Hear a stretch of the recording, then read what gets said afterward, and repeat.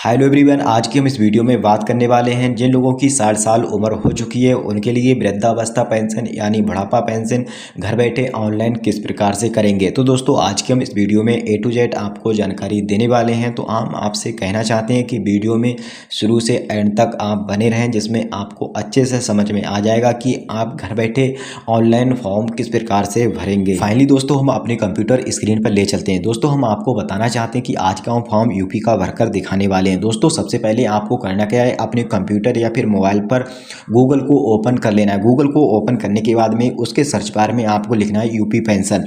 इतना ही लिखकर सर्च लगाएंगे तो इसकी मेन वेबसाइट सबसे ऊपर आपको दिखाई दे जाएगी, उस पर आप क्लिक कर देना है इसके ऑफिशियल पोर्टल पर। इसके बाद में आप पहुंच जाएंगे कुछ इस प्रकार से। अब दोस्तों यहाँ पर आपको वृद्धा पेंशन योजना के विषय में यहाँ पर आपको क्लिक कर देना है। जैसे ही आप क्लिक करेंगे तो बीच में आपको 3 ऑप्शन दिखाई देते हो, ऑनलाइन आवेदन करें, आवेदक लॉगिन और पात्रता। अब दोस्तों हम सबसे पहले पात्रता की बात कर लेते हैं। जो उनका फॉर्म आप भर रहे हैं उनकी आयु 60 वर्ष होनी चाहिए और उनका आय प्रमाण पत्र है वो शहरी क्षेत्र से है तो 56,000 के आसपास और ग्रामीण क्षेत्र से हैं तो 46,000 के आसपास में चल जाएगा। अब दोस्तों यहाँ पर जो आपको अनुदान दिया जाएगा वो 500 रुपये महीना के हिसाब से दिया जाएगा।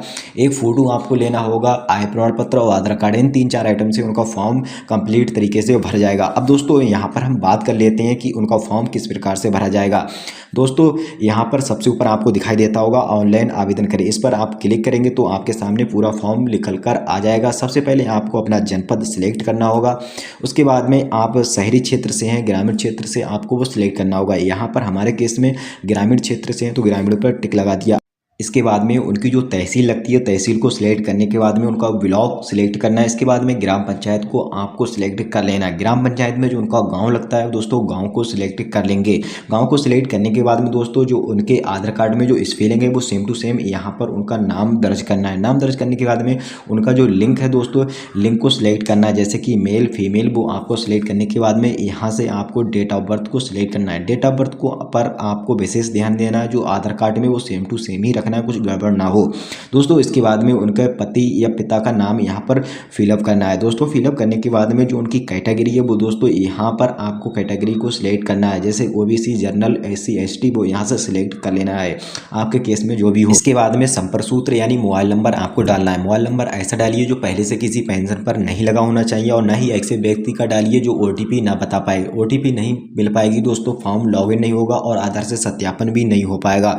तो दोस्तों आपको विशेषकर मोबाइल नंबर सही तरीके से फिलअप करना है। इसके बाद में एड्रेस डाल लीजिए। इसके बाद में नीचे आप देखेंगे तो बैंक का विवरण, बैंक के विवरण में सबसे पहले आपको बैंक का नाम सिलेक्ट करना होगा। जो भी बैंक आप लगा रहे हैं, जैसे SBI, एक्सिस, बड़ौदा, जो भी आप लगा रहे हैं, पंजाब नेशनल बैंक वगैरह, वो दोस्तों यहाँ से आपको सिलेक्ट कर लेना है। इसके बाद में दोस्तों यहाँ पर बैंक की शाखा यानी शाखा को सिलेक्ट करना है। जो भी आप जिस स्थान पर आपकी बैंक है वो यहाँ से नाम सिलेक्ट कर लेंगे।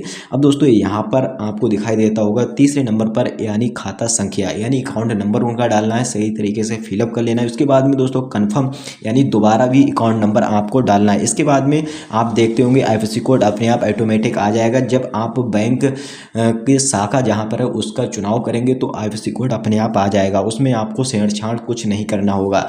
अब दोस्तों यहाँ पर नीचे की साइड में आप देखते होंगे आय का विवरण।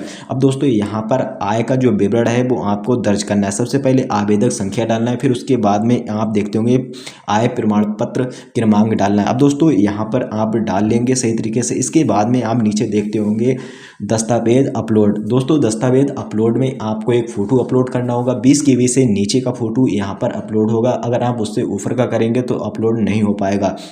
अब दोस्तों आप यहाँ पर उनकी जो डेट ऑफ बर्थ है वो जिस आधार पर हो दोस्तों तो वो डॉक्यूमेंट यहाँ पर अपलोड करना है। तो दोस्तों यहाँ से हमें आधार कार्ड को सिलेक्ट करने के बाद में यहाँ अपलोड कर देना है। जो आधार कार्ड का जो साइज आपको रखना है वो 200 KB से नीचे रहना चाहिए, यानी 200 KB से ऊपर नहीं होना चाहिए और डॉक्यूमेंट PDF में होना चाहिए, यानी आधार कार्ड अपलोड कर रहे हैं तो दोस्तों वो PDF में होना चाहिए। इसके बाद में आप नीचे देखते होंगे आई एग्री पर आपको क्लिक करना है और कैप्चे को इस बॉक्स में डालने के बाद में सबमिट पर आपको क्लिक कर देना है। जैसे ही आप सबमिट पर क्लिक करेंगे दोस्तों आपके सामने कुछ इस प्रकार से इंटरफेस आएगा। अब दोस्तों यहाँ पर आपको रजिस्ट्रेशन नंबर मिल चुका है।